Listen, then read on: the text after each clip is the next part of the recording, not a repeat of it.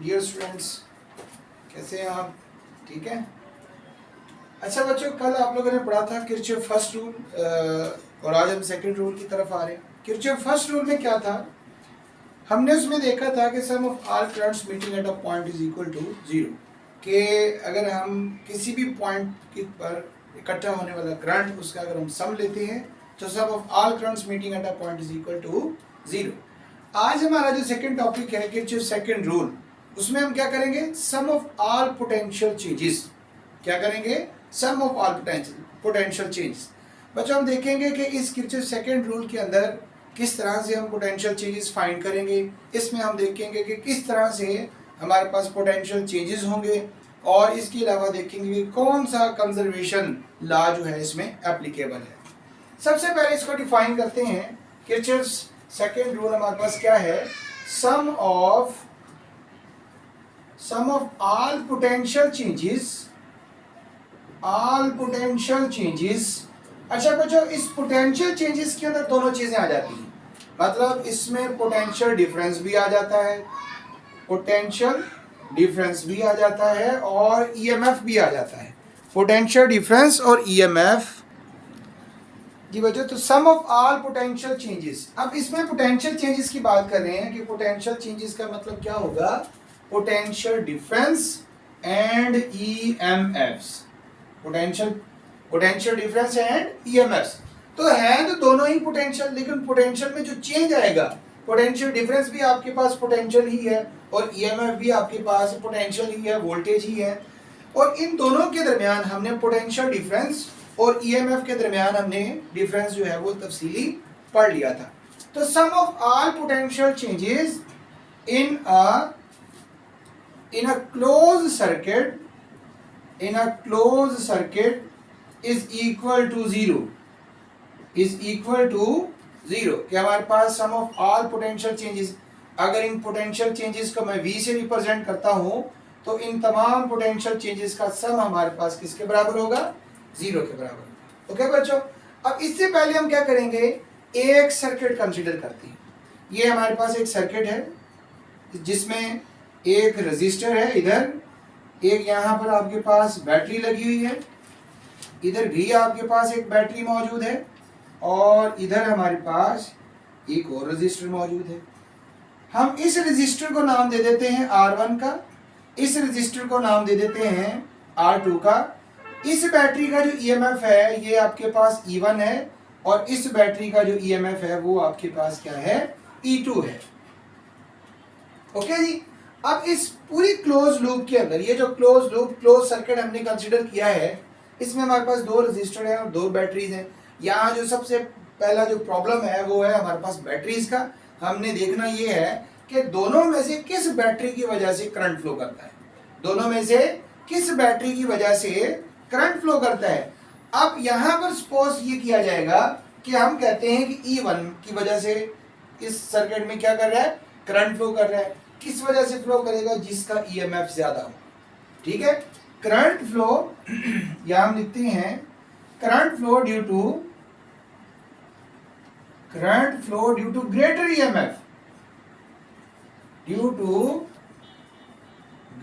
EMF, EMF या EMF source.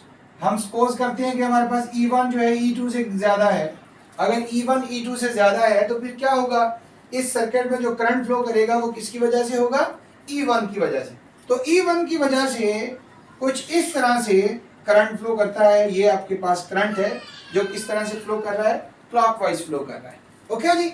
Clockwise का मतलब ये है बच्चों कि जो चार्जेस हैं, चार्जेस की मूवमेंट यहाँ से यहाँ है, नेगेटिव से पॉजिटिव की तरफ यहाँ से चार्जेस फ्लो करेंगे। फिर ये चार्ज कहाँ से गुजरेंगे? इस रजिस्टर में से गुजरेंगे, रजिस्टर के बाद फिर इस बैटरी में से गुजरेंगे, फिर होते हुए वो इस रजिस्टर में से गुजरेंगे। ठीक है। तो हमने यहाँ पर किस तरह से इनके इस पूरी क्लोज लूप के क्रॉस एनर्जी चेंजेस फाइंड करने, उसके लिए बच्चों कुछ बातें याद रखना जरूरी है, कुछ रूल्स हैं। वो रूल्स ये हैं कि अगर कोई चार्ज ये आपके पास बैटरी का नेगेटिव टर्मिनल आ गया, ये आपके पास बैटरी का पॉजिटिव टर्मिनल आ गया। ओके जी। अगर कोई चार्ज, जैसे ये डेल क्यू आपके पास चार्ज है, ये चार्ज कहां से कहां जाता है, लो पोटेंशियल से हाई पोटेंशियल की तरफ जाता है, तो ये क्या करेगा, गेन एनर्जी, ये क्या करेगा, एनर्जी गेन करेगा, और इस गेन एनर्जी को हम पॉजिटिव कंसिडर करेंगे। ये कन्वेंशन है, ये क्या है हमारे पास कन्वेंशन, कि जब भी कोई चार्ज लो पोटेंशियल से हाई पोटेंशियल की तरफ जाएगा तो एनर्जी गेन करेगा, और गेन ऑफ एनर्जी इसे हम पॉजिटिव लेंगे। इसी तरह से ये हमारे पास हाई पोटेंशियल और ये आपके पास आ गया लो पोटेंशियल। अब अगर चार्ज जो है ये कहां से कहां आता है, ये आता है पॉजिटिव से नेगेटिव। अब पॉजिटिव से नेगेटिव जब आएगा तो ये एनर्जी लॉस करेगा, ये क्या करेगा, लॉस एनर्जी, एनर्जी को लॉस करेगा, और इस लॉस ऑफ एनर्जी को हम क्या कंसीडर करेंगे, नेगेटिव कंसीडर करेंगे।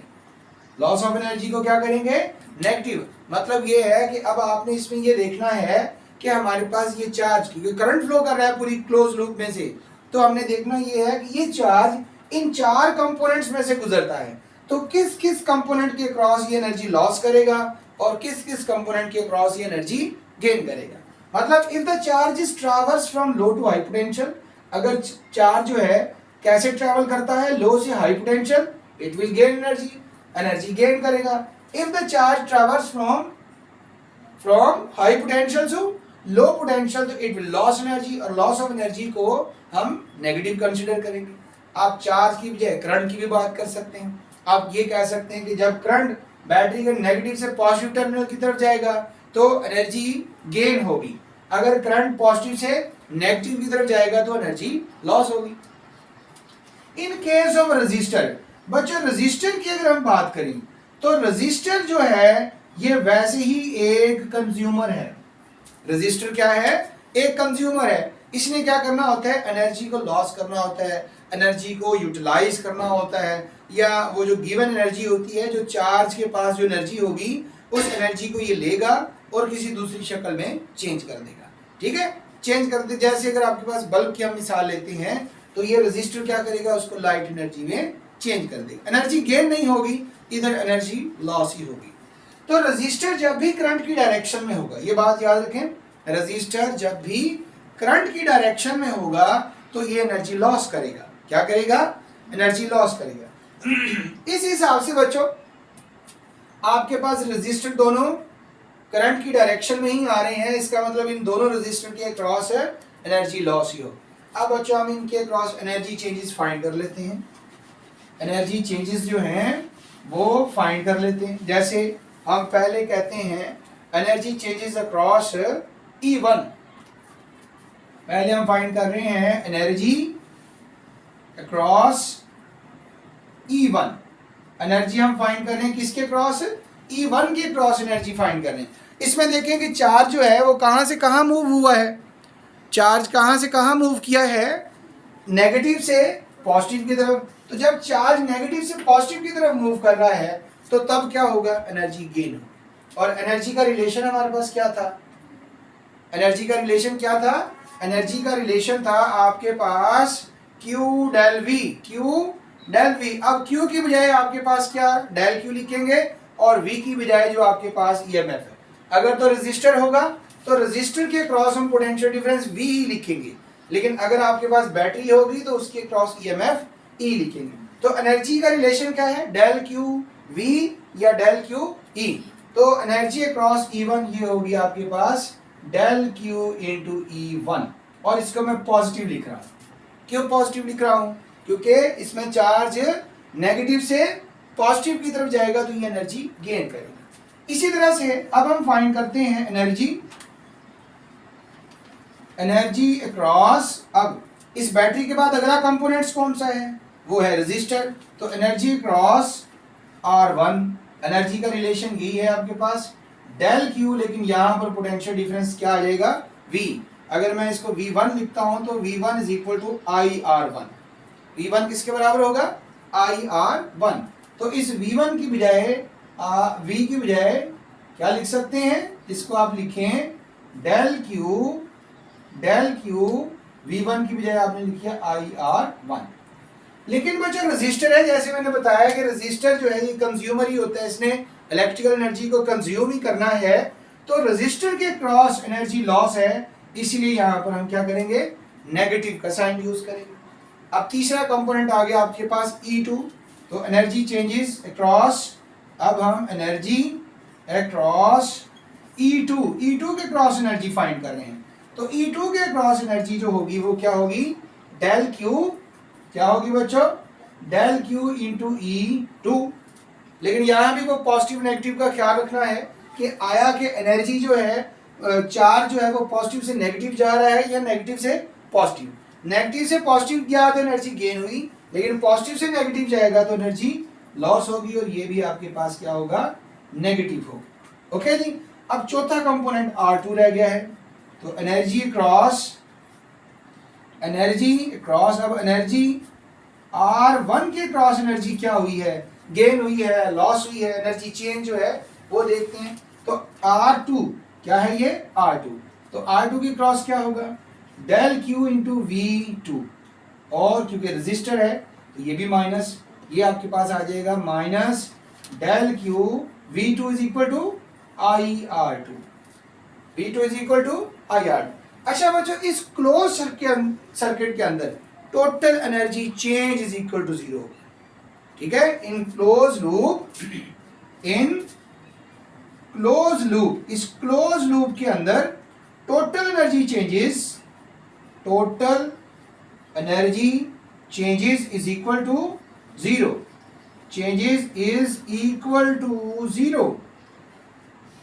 Is equal to 0। अगर बच्चों एनर्जी चेंज ना हो रही हो, टोटल एनर्जी चेंज 0 है, 0 कब होती है, जब हमारे पास gain of energy loss of energy equal हो, तो इसका मतलब यहाँ पर कंजर्वेशन ऑफ एनर्जी हो। यहाँ पर कौन सा रूल यूज होगा, कंजर्वेशन ऑफ एनर्जी। तो according to this circuit total energy change जो है वो हमारे पास किसके बराबर है, वो 0 के बराबर है। अगर टोटल एनर्जी चेंज हमारे पास 0 के इक्वल है, इसका मतलब यहाँ पर कंजर्वेशन ऑफ एनर्जी होगा। कौन सी कंजर्वेशन होगा, कंजर्वेशन ऑफ एनर्जी। तो इसका मतलब ये हुआ कि Kirchhoff second rule is accordance to law of conservation of energy. तो ये जो हमने एनर्जी क्रॉस E1 फाइंड किया, इसे U1 से रिप्रेजेंट कर दें, इसे U2 से रिप्रेजेंट कर दें, इसी तरह से इसे U3 से, और ये जो आपके पास लास्ट था इसे U4 से रिप्रेजेंट कर दें, तो टोटल एनर्जी चेंज होगा, बल्कि साथ डेल भी लगाएं, एनर्जी चेंजेस है डेल U1 डेल 2, तो del U1 plus del U2 del U3 plus del U4 that is equal to 0। किसके बराबर हो गया, 0 के बराबर। अब आपके पास इनकी वैल्यूज पुट कर दें। डेल U1 आपके पास क्या है, ये है डेल Q E1, और ये क्या है आपके पास, डेल Q IR1, लेकिन ये पॉजिटिव में नहीं है, इसमें है नेगेटिव में है, माइनस है। इसी तरह से E2 के क्रॉस क्या है, माइनस डेल Q E2, और R2 के क्रॉस क्या है, minus del Q IR2 that is equal to 0। किसके बराबर हो गया, 0 के बराबर। अब इस पूरे रिलेशन से आप डेल Q ले लें कॉमन, आपके पास क्या बचा, E1 minus IR1 minus E2 minus IR2 that is equal to 0।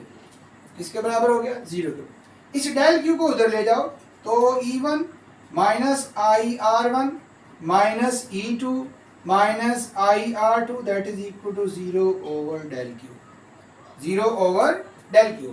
अब जब 0 से डेल Q को डिवाइड करेंगे तो आपके पास क्या जवाब आएगा, 0 ही आएगा यकीनन, ठीक है। अगर 0 ही आता है तो इसका मतलब ये आपके पास E1 minus IR1 minus E2 minus IR2 that is equal to 0। किसके बराबर हो गया, 0 के बराबर हो गया। इसको आप यूं भी लिख सकते हैं, E1 plus minus IR1 plus minus I2 plus minus IR2 that is equal to 0। ये क्या है, 0। अब बच्चों ये क्या चीज है, ये दोनों क्या हैं, ये आपके पास है EMFs, ये क्या है, EMFs हैं। और ये दोनों क्या है, IR1 और IR2, ये है आपके पास टर्मिनल पोटेंशियल डिफरेंस। ये क्या है आपके पास, टर्मिनल पोटेंशियल डिफरेंस, या सिंपल इसको पोटेंशियल डिफरेंस कह देंगे।